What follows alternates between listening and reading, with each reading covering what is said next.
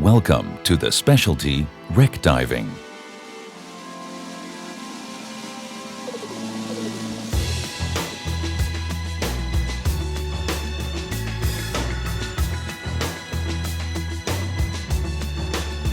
The underwater world is a time machine of ships lost at sea.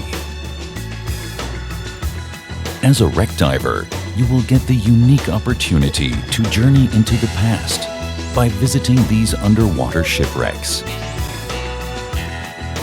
Wreck diving is one of the most memorable and rewarding experiences diving has to offer, and it exists in virtually every type of water, fresh and seawater. Today, wreck divers can enjoy the mystique of sunken shipwrecks, ranging from 15th century Spanish galleons to the warships of World War II.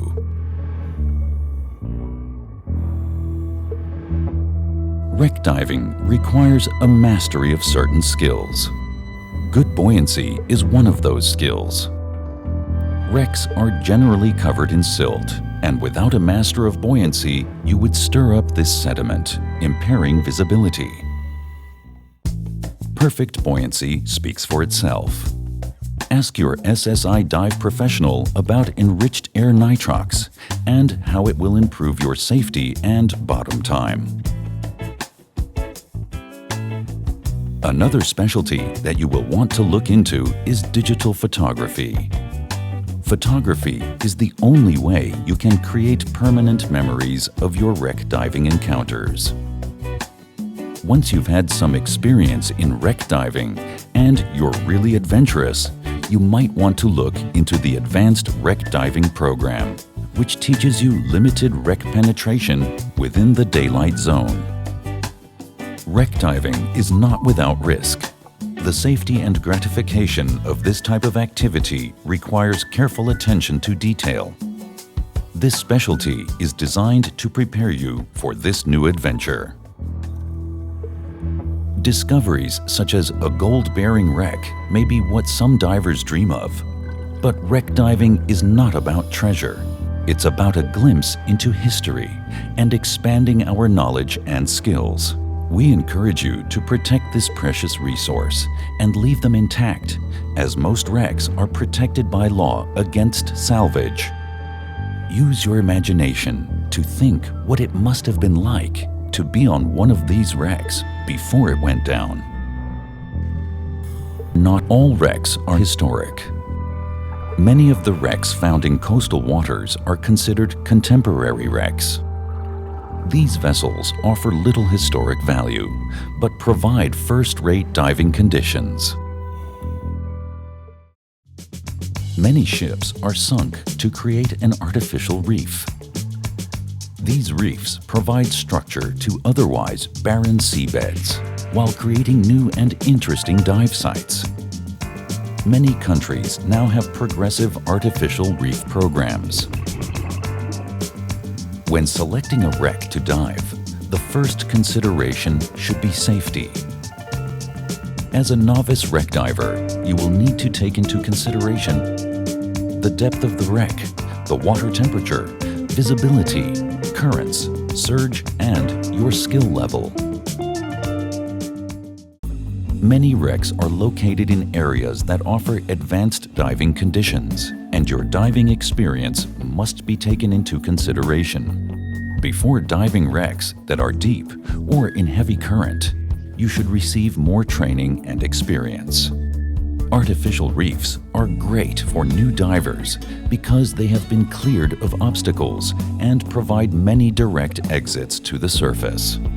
Also, these wrecks are usually located in less challenging waters. Warm waters all over the world offer great wreck experiences. One of the most interesting parts of wreck diving takes place out of the water. It's researching the wreck. Libraries, maritime museums, and historical societies provide a wealth of knowledge about shipwrecks. Your local SSI dive center or resort can also provide the history of local wrecks. They may even sell books that detail many of the wrecks in your region or throughout the world. By researching this information, you will strengthen your appreciation for the wreck and what you will see during your dive. Researching is also a great way to enjoy diving, even if you're thousands of miles away from the nearest wreck.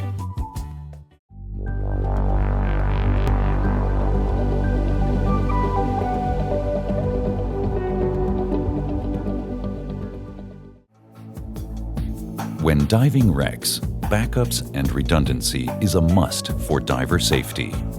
This is especially important when considering your air supply. A backup can be as simple as a redundant breathing system to a set of doubles, giving you ample air supply. Wreck diving equipment consists of thermal protection, backup equipment, safety lines, and lights to make the wreck dive safer. Just remember, the more complicated the wreck, the more sophisticated the equipment. As a wreck diver, you will need two different types of lights. A wide beam light for illuminating large areas and a narrow beam for illuminating deep into holes. And backups of each are an absolute must. While all of this equipment is necessary, it needs to be carefully secured close to our bodies to avoid snagging or damaging the wreck. A quality exposure suit is another good investment. Wrecks can be in deep and cold water, but a good wetsuit or dry suit will keep you warm and protected. Ask your dive center which is the best suit for local diving.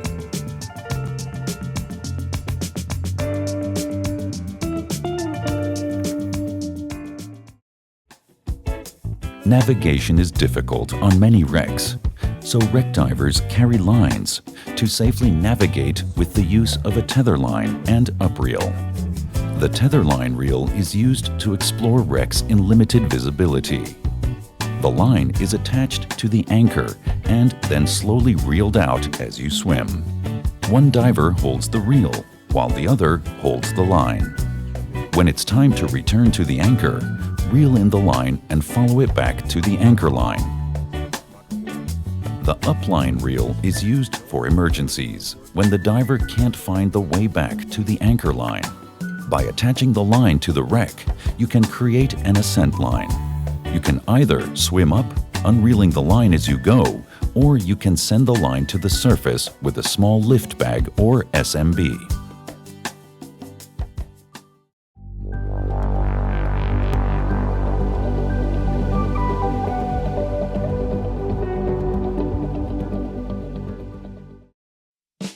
Locating a shipwreck on the ocean floor is not a simple task. Many people dive on organized charter boats because they will anchor you right over the wreck. This leaves you with all of the fun and none of the work.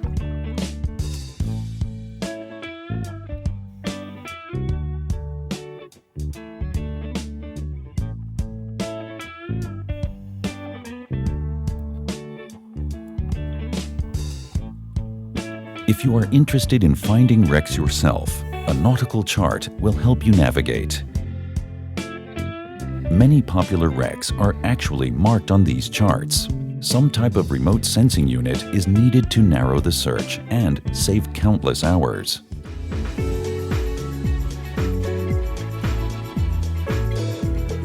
If you are interested in exploring wrecks closer to shore, you can also swim from the beach. You can use your compass to navigate to the general area.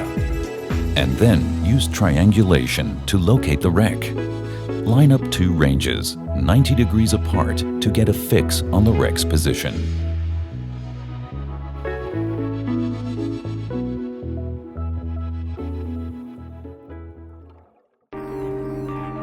Once the wreck is located, it's time to prepare for the dive. The first step is making a good dive plan with your buddy. Once you know how deep the wreck is, you can plan your dive around the no decompression limits. If you are not already qualified to dive enriched air nitrox or certified in deep diving, now is the time that these specialties play a very important role. The depth of the dive should fit your experience and personal limits. Do not dive deeper than your qualifications allow. The water conditions, such as temperature, current, and surge, will also affect your plan. If conditions are poor, postpone the dive.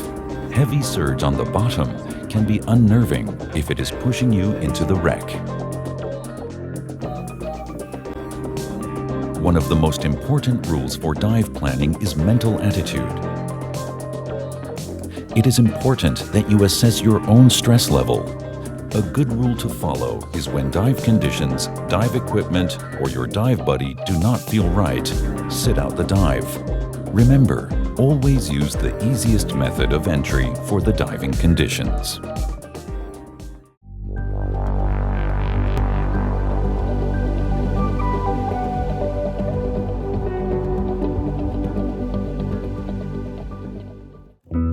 When possible, use a line to make your descent. A line leads you directly to the wreck and allows you to stay in better control.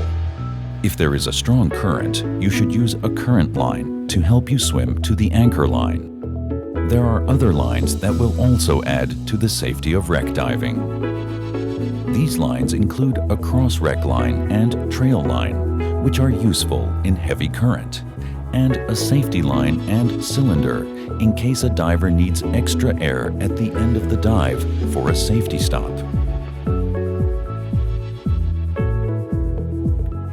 If visibility is poor, attach your tether line to the anchor. This is your best navigational tool. Plus, it can be used as a buddy line to keep you and your buddy together. Other navigational techniques include the perimeter search and use of natural landmarks.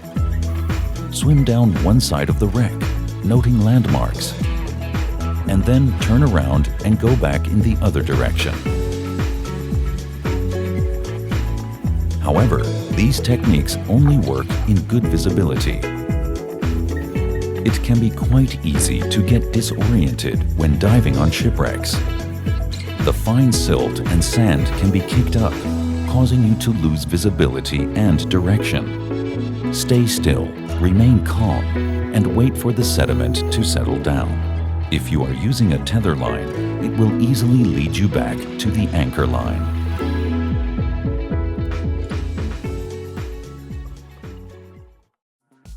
Entanglement is another potential problem. Many wrecks are heavily fished and dived, leaving excess ropes and monofilament line. This is why a dive knife is such an important piece of equipment for wreck diving. A well-trained diver will simply cut himself or his buddy loose. Simply watch out for line and rope to prevent entanglement. When you have reached the end of your planned dive, it is time to head back to the anchor line for your ascent. Navigate with your compass, natural landmarks, or your tether line reel, depending on the visibility.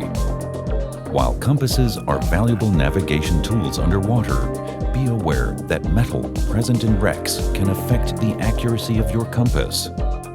Note, do not expect your compass to be accurate when diving wrecks. When possible, use a line to ascend. A line slows your ascent and allows you to maintain your safety stop at a consistent depth. If you are lost or running low on air and cannot make it back to the anchor line, you can use your upreel or tether line as an ascent line. Hook the line onto the wreckage and ascend. The tension on the line will keep you in the vicinity of the boat, unless the current is very heavy.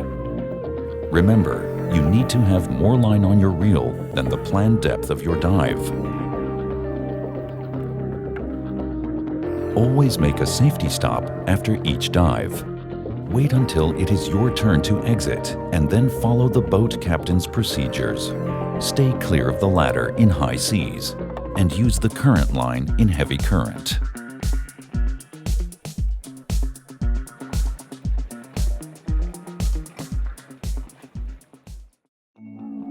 Do not try to swim through small holes in the wreck's interior and do not lift hatches or other heavy objects that could trap you.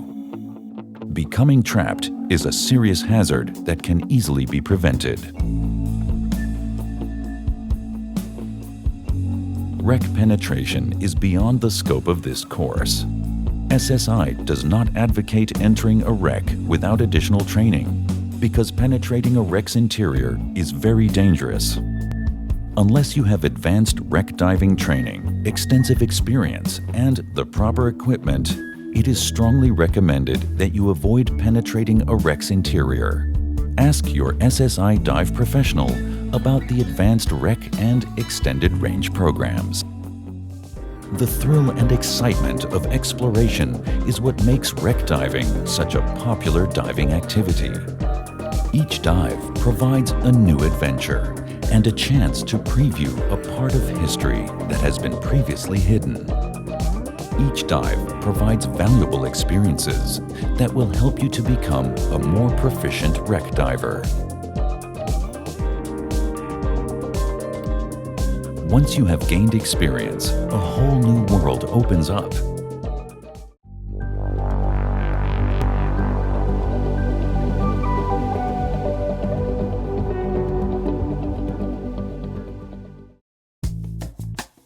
Advanced activities such as photography, night diving, and underwater archaeology will take you to the next level of wreck diving. Additional training will open up new, deeper wrecks that are usually more intact and less explored. Wreck diving is an exciting but somewhat hazardous activity. Remember to follow responsible diving practices. Responsibility includes not damaging or removing artifacts from protected or historic wrecks, and following all laws and rules.